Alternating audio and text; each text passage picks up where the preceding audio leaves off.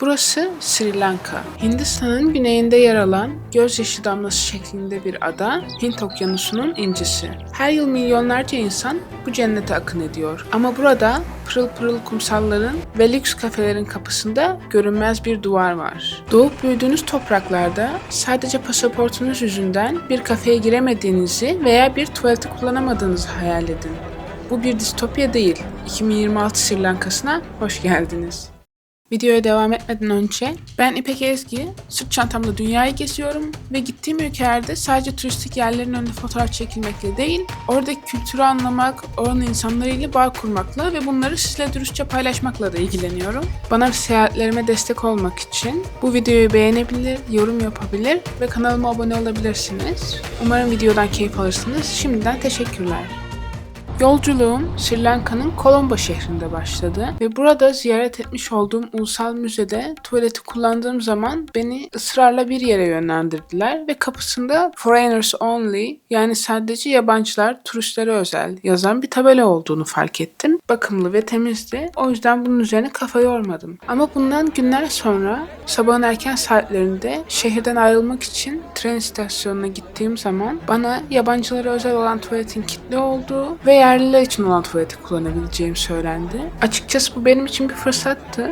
Çünkü bu sadece turistler politikasının öteki yüzünde gözlemleyebilecektim. Ama girdiğimde karşılaştığım manzara beni gerçekten şaşırttı ve sarstı. Evet, bu birçok kişinin kullandığı bir tren istasyonuydu. Ama tuvaletler sadece çok pis olmakla kalmayıp aynı zamanda çok bakımsızdı. Kapısı olmayan, kapısı kırık tuvaletler vardı. Ve bu olayla birlikte bana tanınmış ayrıcalıktan müteşekkir olsam da bu insanların kendi ülkelerinde ikinci sınıf vatandaş olarak yaşıyor olmaları, olayın sadece pis olmak değil, aynı zamanda bakımsız olması beni bu ülkedeki Foreigners Only politikasını araştırmaya itti. Ve araştırdıkça gördüm ki bu sadece birkaç merkezi yerde bulunan tuvalete özgü değildi. Bazı oteller sadece turistler içindi. Bazı sahillere yerel halk alınmıyordu. Örneğin epey turistik olan ülkenin güney sahillerinde Mirisya, Unawatuna ve Veligama gibi bölgelerde birçok kafe, restoran ve butik otel Foreigners Only, yani sadece yabancılar tabelaları asıyor. TTG Asia ve Medium yazıları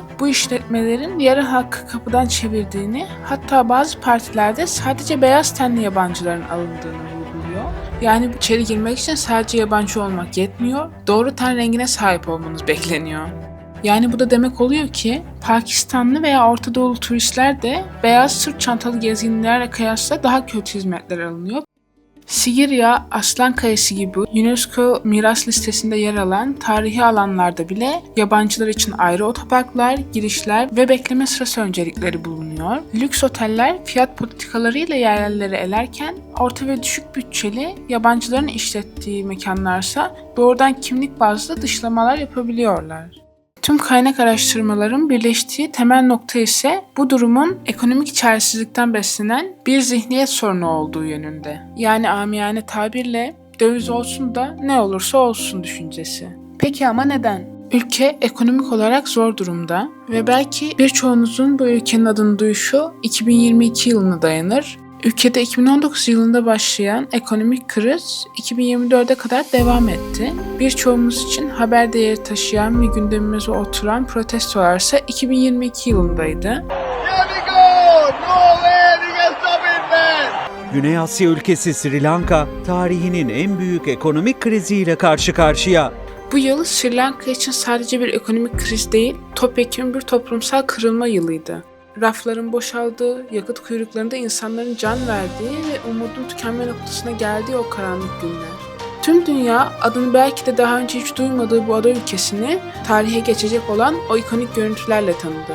Binlerce öfkeli ve kararlı insan barikatları yıkarak başkanlık sarayına girdi. Halkın lüks saray koridorlarında yürüdüğü, o meşhur havuzda serinlediği ve iktidarın mutfağına girdiği o anlar sadece bir protesto değil, bir halkın artık yeter çığlığıydı. Bu arada Sri Lanka'da yanında kaldığım ailenin annesi Madhu beni bu konuları çok kurcalamamam gerektiğiyle ilgili uyardı ve protesto zamanı protestocuların yanında duran, olanları gösteren birkaç turistin ülkeden atıldıklarından bahsetti.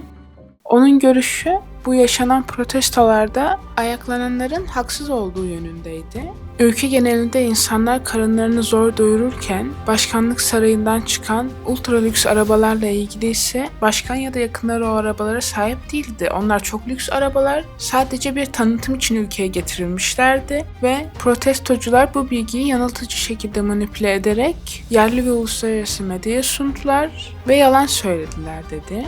Açıkçası bu konuda ben de çok özgüvenli bir şekilde bir şeyler söylemek istemiyorum. Çünkü medyanın bize gösterdiğinin birçok zaman yanıltıcı olduğunu ve bize inanmamız istendiği yönde yönlendirdiğini biliyorum. Ama yine de yolsuzluğun olduğu ülkelerde yaşayan insanlar böyle durumlarda kendi yaşadıklarıyla bağ kurarak bir tarafı haklı görmeye çok daha yakın oluyorlar tabii ki. Ben ülkeye tekrar gireceğim zaman da bu videoyu sileceğim sorun yaşamamak için diyerek devam ediyorum konuya. Nerede kalmıştık? Tamam.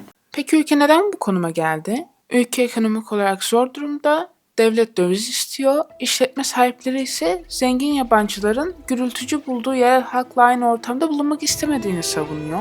Burada da aslında bir kısmınızın hem bu insanların kendi ülkelerinde ikinci sınıf insan muamelesi görmesinden çok rahatsız olduğunu, hem de toplum bilincinin oluşmadığı insan kalabalıklarıyla birlikte yaşamanın, bir sahile gittiğinizde etrafınızda sürekli bağırıp çağıran insanların olmasının, çöplerini oldukları yere bırakmasının, o anki kendilerinden başka hiç kimseyi düşünmemelerinin, empatiden yoksun ve bir toplumla birlikte yaşamanın ne demek olduğunu bilmeyen bu insan kalabalığıyla birlikte yaşamanın bazı zamanlarda ne kadar can sıkıcı olabileceğini de deneyimlediğinize emin gibiyim.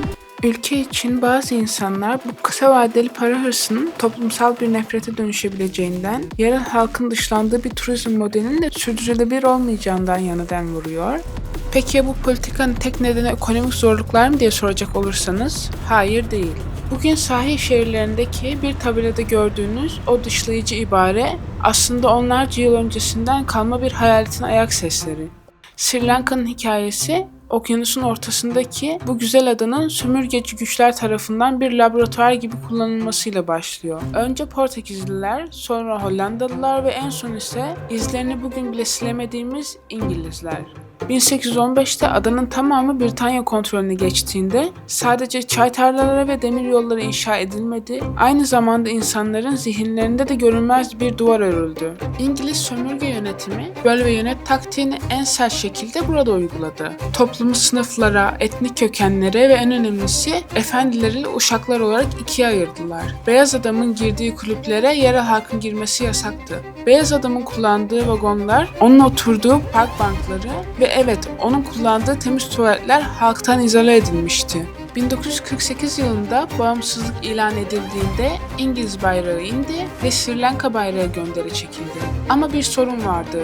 İngiliz efendiler gitmişti ama onların bıraktığı ayrımcılık mirası masanın üzerinde duruyordu. Yeni kurulan yerel elit sınıf sömürgecinin koltuğuna oturduğunda bu hiyerarşiyi yıkmak yerine onu sahiplenmeyi seçti.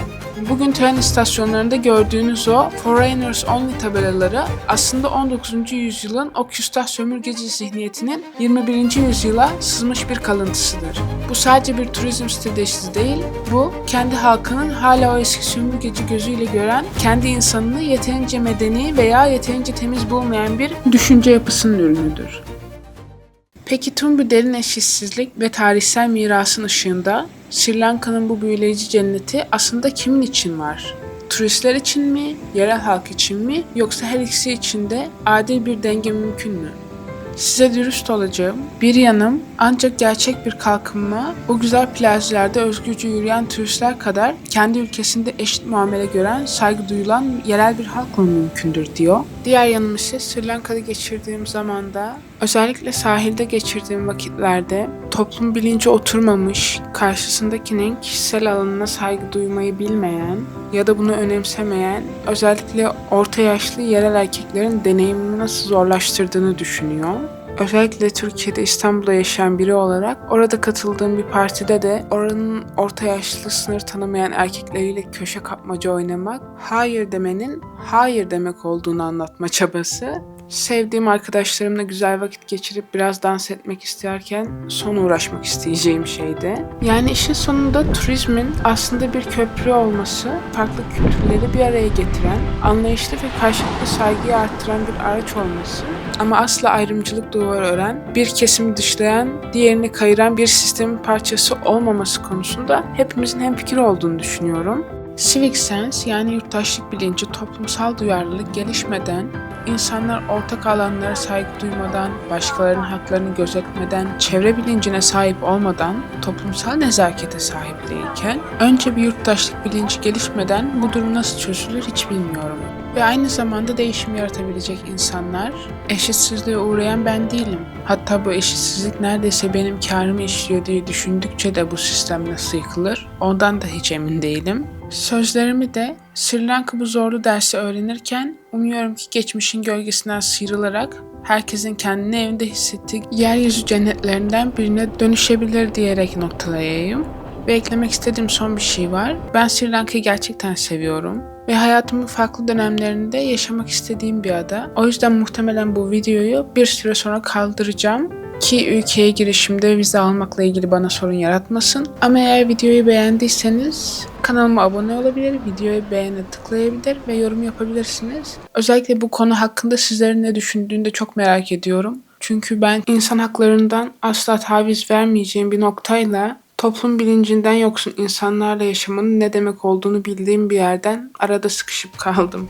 Günlük vlog ve yürüyüş videolarından sonra ilk defa böyle bir anlatı videosu da paylaşmış oldum. Sürçülisan ettiysek affola, yeni öğrendiğim bir süreçteyim. Seyahatlerimden günlük vlogları da kanalımda bulabilirsiniz. Bu hatırlatmayı da yapmış olayım son olarak. Hepinize güzel günler.